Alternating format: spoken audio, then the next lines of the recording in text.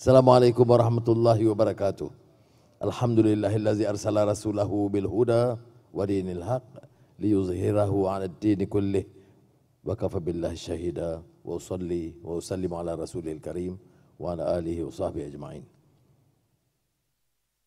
Saudara yang dirahmati sekalian, atas Sri Luki KSN, Sri Dr. Zulkifli KPPA, Saudara Adam Adli, Naib Chancellor UiTM, ramai pembesar KSP, KSU, tak sebut dengan kecil hati, banyak pembesar-pembesar menjawab awal malam ini.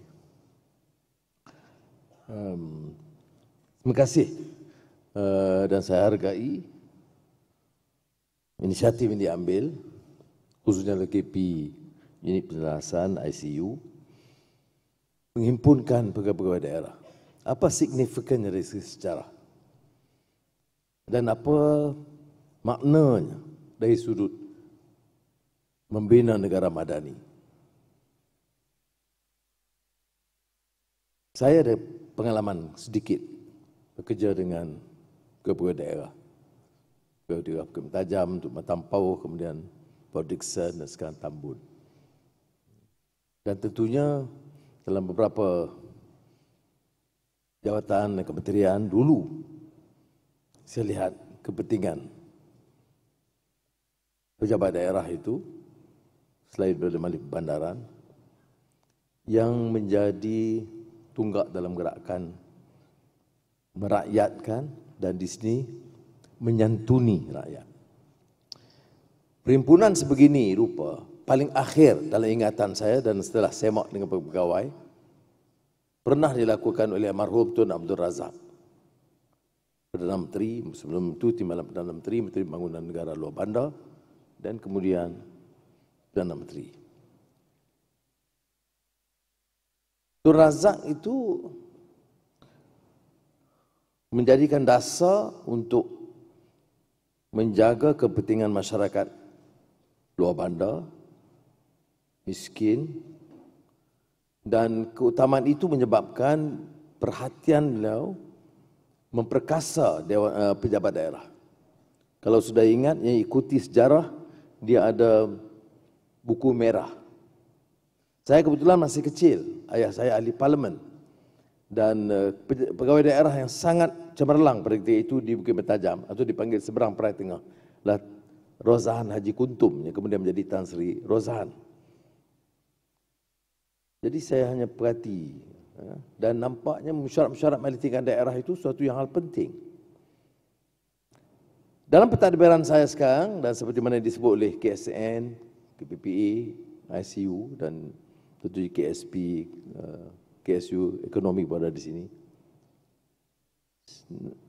kita tak boleh nafikan bahawa dunia dan sinar ekonomi berubah.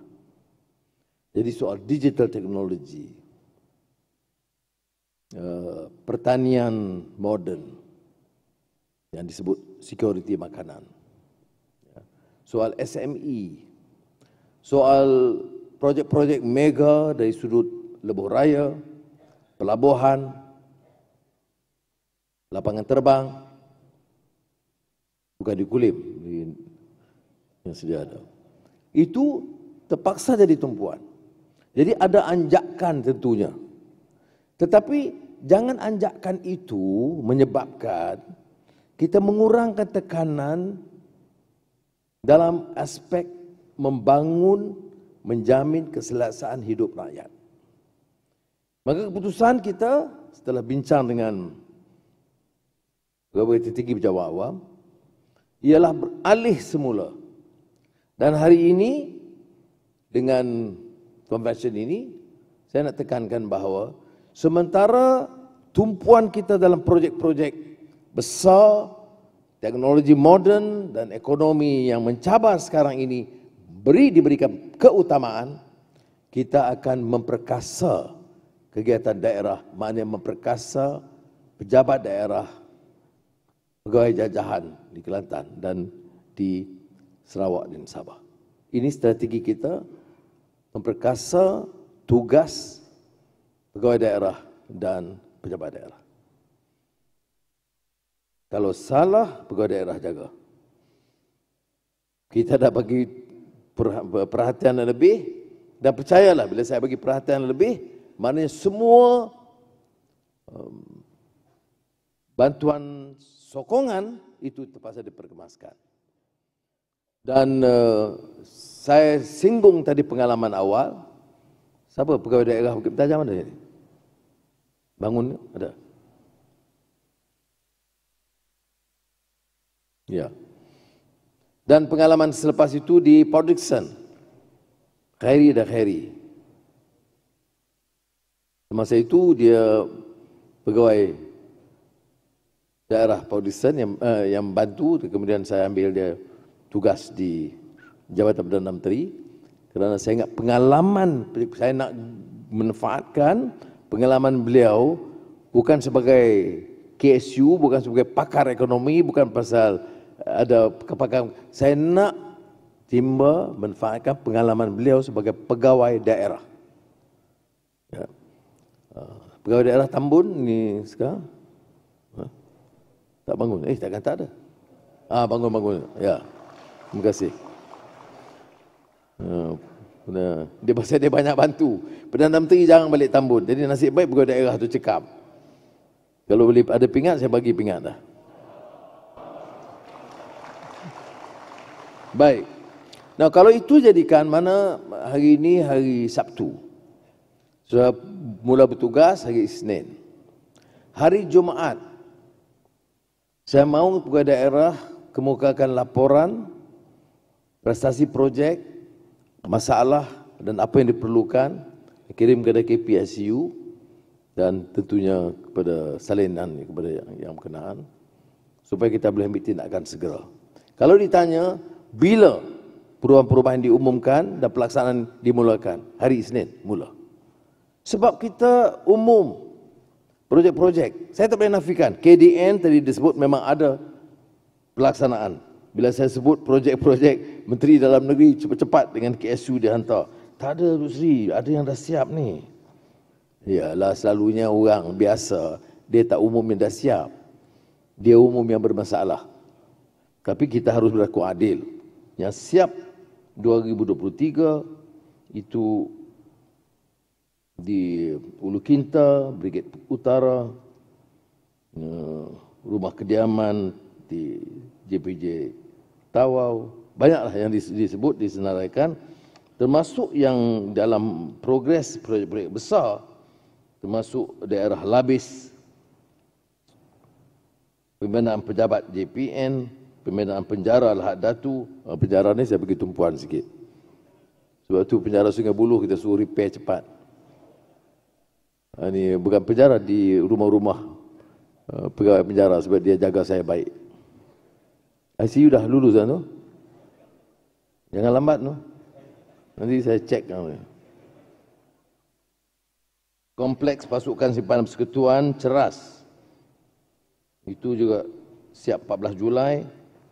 Unit 69 Komando Pasukan Gerakan Khas PJK Ulu Kinta, RM236 juta siap 2 Ogos insya-Allah.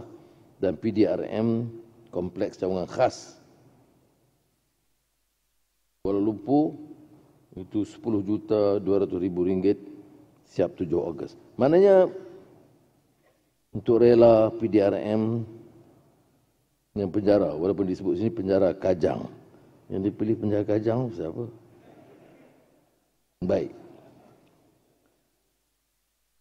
Jadi kita harus akui. Begitu juga tadi disebut tentang kejayaan Kementerian Pendidikan dan klinik-klinik. Menteri Kesihatan semalam dalam syarah Jemaah Menteri Tan Sri KSN tahu, memang saya hampir tiap minggu saya akan tegaskan pantau arah KSU, pantau pelaksanaan projek-projek. Kita tengok 9 projek klinik desa yang daif telah dibaiki di Kelantan, 3 di Johor, itu dia sebut. Ya.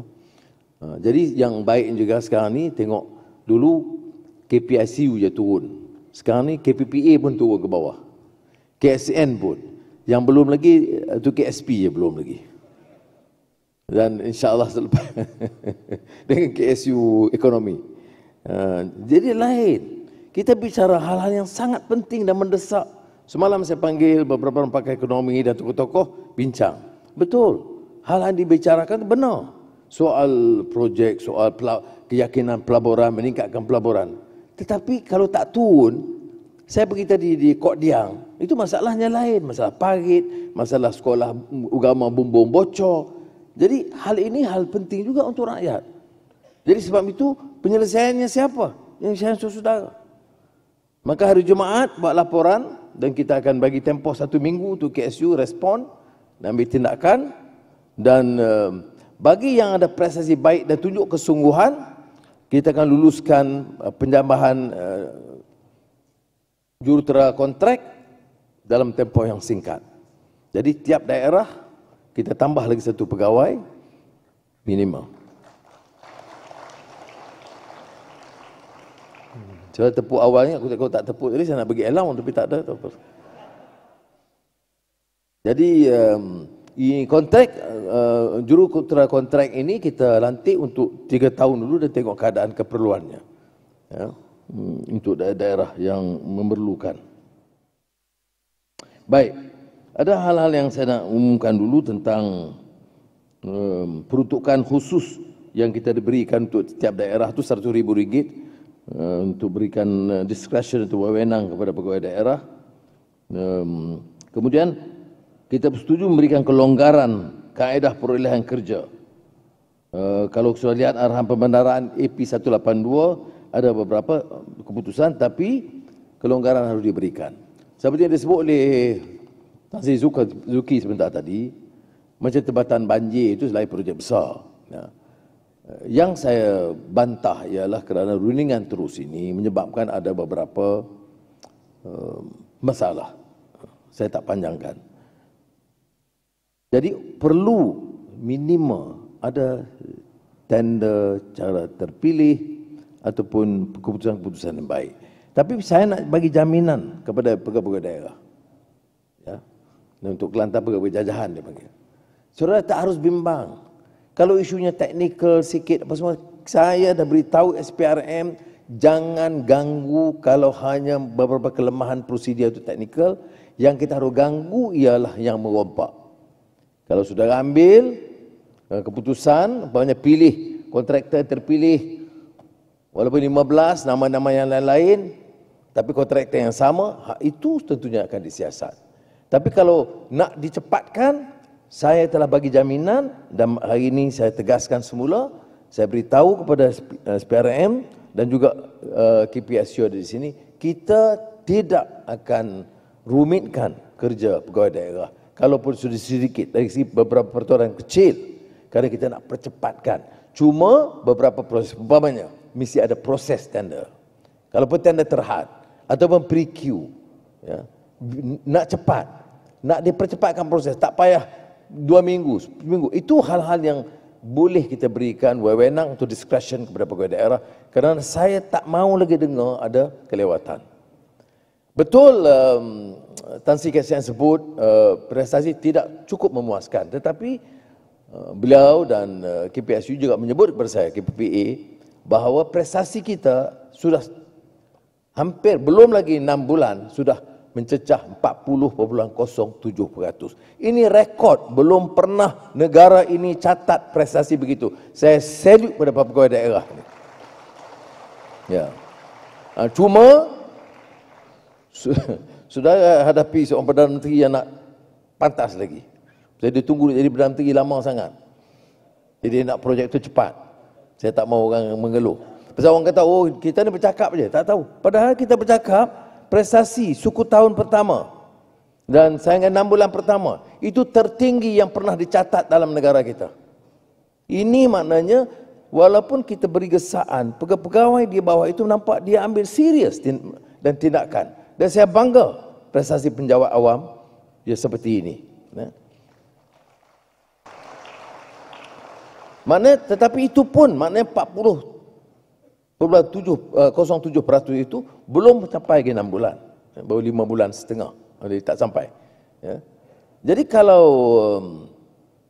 sudah kerana Januari baru belum mula, lepas tu Februari baru dah take off, ya. Jadi kalau begitu, kalau saudara boleh percepatkan, maknanya kita boleh sampai pada 70-80% dalam bulan Ogos September ini. Dan saya nak pastikan ini berlaku. Sebab itu kalau disebut, kalau sudah bagi laporan tempoh 1 minggu ini, dan 1 minggu ICU mengambil penilaian, dan minggu berikutnya pelantikan juruteral kontrak itu boleh dilakukan. Ya. Tapi kita nak permudahkan kerana tidak sangat dalam proyek-proyek kecil ni kita ikut penilaian juruteknik atau jurutera. Ya, kadang-kadang kita kalau telus prosesnya, lantikan kontraktor dalam harga yang agak munasabah, maka boleh diteruskan. Itu hanya untuk percepatkan. Saya bimbang kerana kita telah abaikan perkara ini begitu lama. Pendekatan dan kita ini saya rasa kurang dari segi menyantuni masalah-masalah rakyat.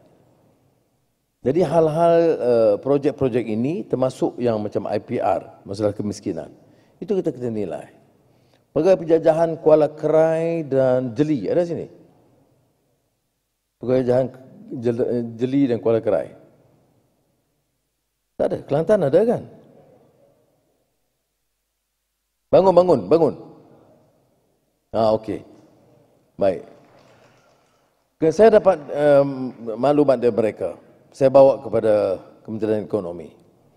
Kita ada jangkaan sekarang dalam 116,000 kemiskinan tegar. Saya letakkan 130,000 to be safe. Tapi mengikut maklumat mereka, ada yang mereka percaya mungkin belum didaftar.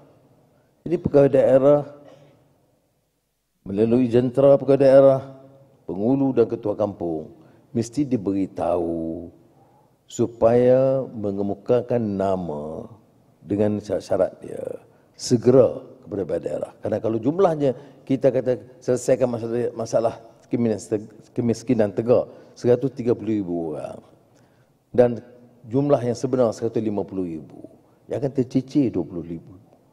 Jadi harapan kita selain daripada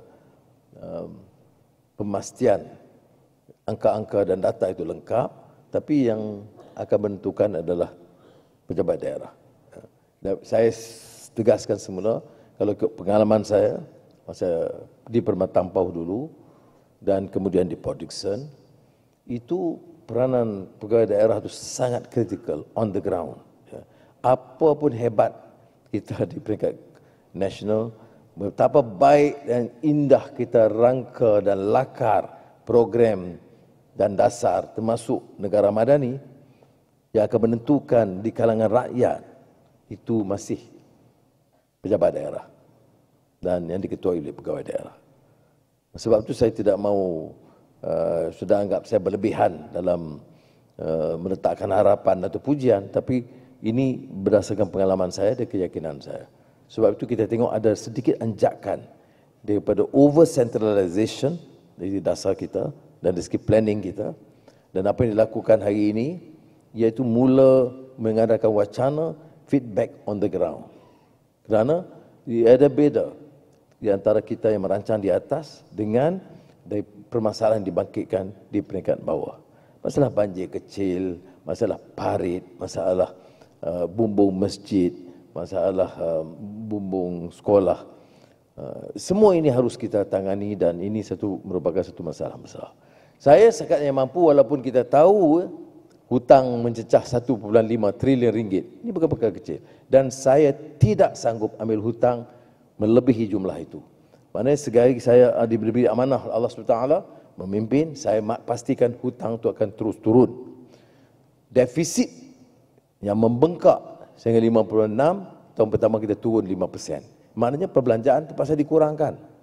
Tapi saya tidak akan kurangkan perbelanjaan untuk pendidikan, kesihatan dan infrastruktur atau prasarana asas desa atau bandar miskin.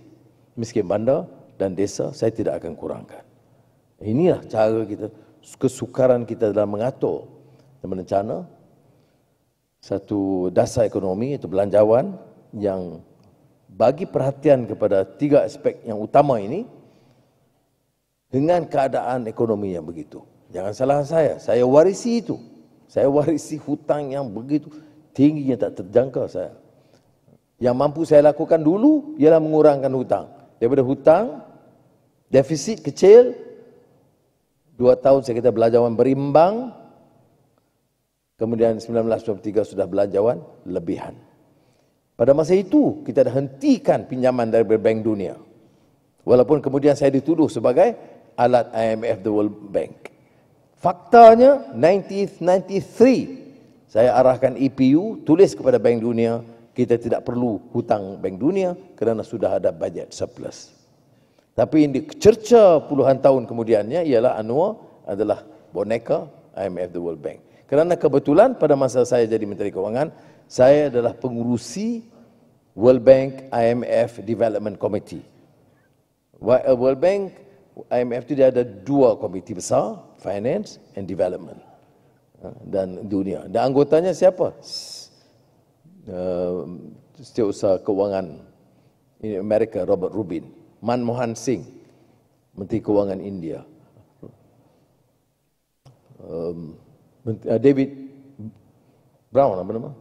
Gordon Brown, Menteri Kewangan UK yang kemudian jadi Perdana Menteri, Menteri Kewangan India yang jadi Perdana Menteri, Menteri Kewangan Kanada, sahabat saya, kemudian jadi Perdana Menteri. Yang Menteri Kewangan Malaysia aja lambat jadi.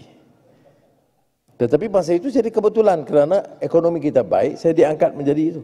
Dan begitulah jadi tohmahan. Tapi tak apalah, itu soal kesampingan, insya-Allah saya mampu jawab. Yang pentingnya maknanya, pada masa itu pun 96-97, apa tugas saya sebagai pengurusi Development Committee of the World Bank at the IMF? Saya push ahead dengan kerjasama Manmohan Singh, Gordon Brown. Apa dia? Membatalkan, dia kata, highest indebted poor countries, HIPC dia panggil. Maknanya negara-negara miskin Afrika yang paling tertekan dengan hutang dan tak mungkin bayar. Kalau kita minta dia bayar juga ke IMF, ke World Bank, itu negara kaya, dia akan lingkup. Jadi itu disebut the HIPC Initiative, highest indebted. Jadi oleh itu saya rasa bermanfaat. Dan itu kemudian dipersetujui. Kerana kadang-kadang dia dipaksa berhutang. Macam masa keadaan ekonomi kita baik, semua bank, sistem kewangan berlumba-lumba nak bagi pinjaman kepada kita. Walaupun pada masa itu tidak perlukan. Sebab itu pinjaman ini, hutang, mestilah ikut keupayaan kita. Saya ada satu teori Adam Smith yang sangat relevan, yang saya fikir pegawai daerah juga harus tahu. Dia ada urus ekonomi ini macam urus pendapatan rumah tangga. Pendapatan kita RM1,000, kita belanja RM1,500. Kalau RM500 itu pinjam untuk buka warung, meniaga, satu hal. Kalau RM500 belanja untuk beli peti ais, televisyen baru, maknanya kita beban anak pinak itu dengan hutang lapuk sehingga akhir. Begitu juga negara. Tak salah pinjam. Marhum Tun Razak pinjam World Bank agak banyak untuk buka Felda. Jadi kita tak salahkan. Kerana wang itu diperlukan untuk memberi ruang pekerjaan kepada petani-petani miskin di luar bandar di seluruh negara. Tapi kalau kita pinjam buat projek mega dan kemudian ada komisen, kemudian pelaburan tak menentu, itu kita sebenarnya menjahanamkan sistem ekonomi. Dan kita warisi keadaan yang sedemikian. Jadi masalahnya bukan masalah pinjaman. Tapi bila mari ke tahap kita, di mana hutang dah sampai 1.5 triliun, tak usah fikir nak hutang lagi lah.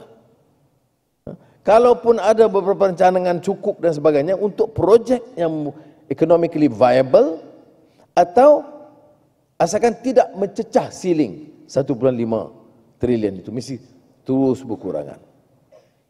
Saya sebut ini dari segi ekonomi yang makro sedikit, kerana saudara adalah ketua daerah. Oh, kalau dulu-dulu zaman saya kecil-kecil, pegawai daerah tu macam gubernur di daerah. Umumnya baik, tetapi ada juga satu dua cerita. Saya dengar daripada itu ada banjir besar tahun 70 di Perak. Ada DO pada masa itu menjaga kawasan parit Pasir Salak. DO masa itu mula-mula lepas merdeka kolonial, dia masih ada the colonial punya DO, as you know, district officer, the very colonial tradition. Ya. Rumah dia atas bukit dan cara makan minum saya tahu. Saya pernah duduk tidur rumah DO Bukit Tajam dulu. Now, jadi dia pergi Pasir Salak lepas banjir. Bukan DO sekarang, saya DO dulu ya, relax. Jadi bila dia sampai tu, dia datanglah ini pasal apa buat macam ni Dato'. Jadi orang kampung ni, Pasir Salak ni, dia dah tak tahan. Dahlah kami makan tak ada. Air naik rumah. Kamu nak pergi kuliah pula. Jadi dia jawab, Tuan Deo, kau mau tahu Tuan Bat mati mana? Orang Perak tahu ni.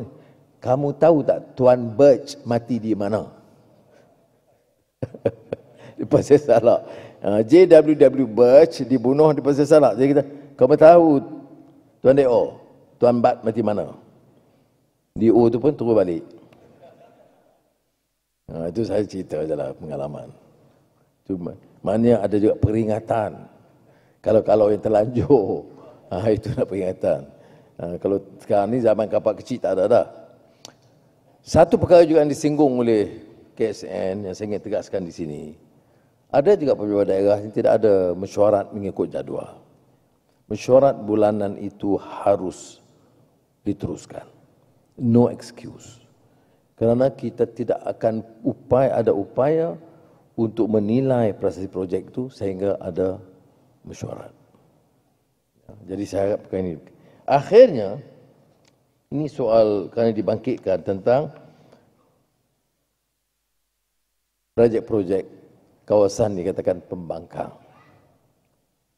Bila saya jadi Perdana Menteri, saya jawab, dengan perundingan kita akan segera meluluskan projek kepada pembangkang sama dengan ahli parlimen yang lain. Walaupun pada masa saya jadi pembangkang tak ada.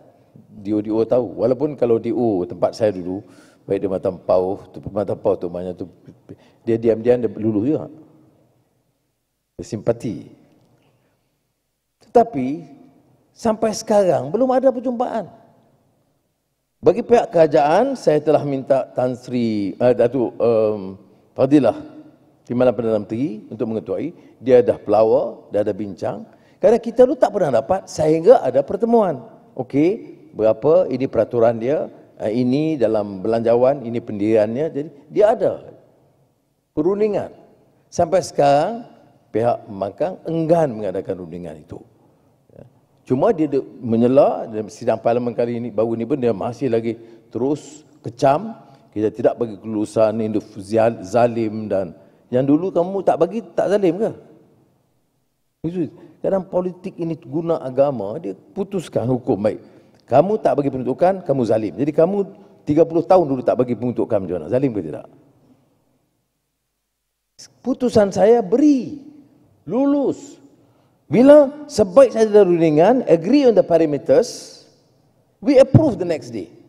Saya beritahu Fadilah, full authority. You runding, dia setuju saja parameters, ya, projek, kemudian pelaksanaan prosesnya, dan ketiganya di parlimen ada you boleh bangkang, you boleh bantah undang-undang, belanjawan kita runding bersama, mesti dipersetujui. Itu hal-hal yang kita sepakati. Tapi belum ada rundingan dan oleh demikian tidak ada kelulusan. Pegawai daerah kena pastikan projek untuk rakyat berjalan. Tapi projek itu kalau kawasan pembangkang yang melalui ahli parlimen, maknanya projek ahli parlimen bukan projek rakyat masih turun. Saya tak peduli kawasan mana. Tadi saya pergi ke Kok Diang, KSN. Kok Diang itu kawasan pembangkang, saya kawasan PAS atau Bersatu. Saya tak ada masalah. Saya luluskan projek untuk bumbung dan baiki Nahdah Hasanah itu 1.2 juta ringgit. Ya, segera. Jadi bukan masalah. Tetapi saya tidak akan buat melalui pembangkang, sehingga pembangkang ikut tradisi pembangkang yang sihat. Kita sejak 3 tahun yang lalu, setelah Datuk Seri Ismail Sabri jadi Perdana Menteri, dia ajak saya serius. Saya kata baik. Kemudian lantik wakil-wakil dua pihak, 3 orang. Kemudian saya dengan dia duduk bersama sekali, setuju parameter sini. Sebaik setuju terus diluluskan. Proses saya lagi cepat. Dia perlu hanya satu mesyuarat, setuju parameter. Hari ini setuju, esok saya luluskan. Hari ini, kalau esok, hari Isnin dia lulus, Selasa kalau dia setuju, Selasa saya luluskan. Walaupun pemilihan PRN itu bulan Ogos, doesn't make influence. Saya tahu peranan saya sebagai Perdana Menteri menjaga kepentingan semua rakyat di negara ini.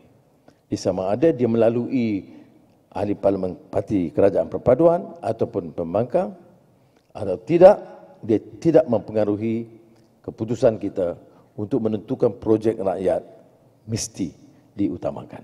Jadi sekali lagi saya ucap terima kasih kepada saudara, dan yang lain itu kerja. Kalau saya jawab semua, KSN kerja apa? Jadi jadi tugas KSN, KPPA, KPICU, KSP semua, dia orang jalan yang lain lah. Tapi saya intisari ucapan ini satu penting, bahawa kedudukan pegawai daerah seluruh negara itu berbeza dari tahun lalu. Kita nak perkasakan, kita nak angkat, dan apa sahaja keperluan saudara hari Jumaat ini submit, dan sedaya upaya setelah KP teliti, saya akan bincang dengan KSP. Saya lebih mudah pada KSP. KSP akan kata no, jadi saya akan pilih-pilih lah. Tapi gurau je, takut. Tapi saya nak bagi tahu semua apa sahaja yang diperlukan di pejabat daerah untuk memastikan pemerkasaan pejabat daerah itu dalam usaha bukan saja melaksanakan projek yang akan dipantau oleh KPICU, yang mana ICU sendiri pun telah diberikan tugas seperti mana yang pernah ditugaskan dulu, seperti mana diumumkan tadi. Sudah submit hari Jumaat, sampai hari Sabtu ditolak. Hari Jumaat, maknanya 2-3 hari ini kerja sepenuh masa dan pastikan sampai, dan insya-Allah dalam masa singkat saya akan pastikan kelulusan yang wajar diberikan. Terima kasih. Wassalamualaikum warahmatullahi wabarakatuh.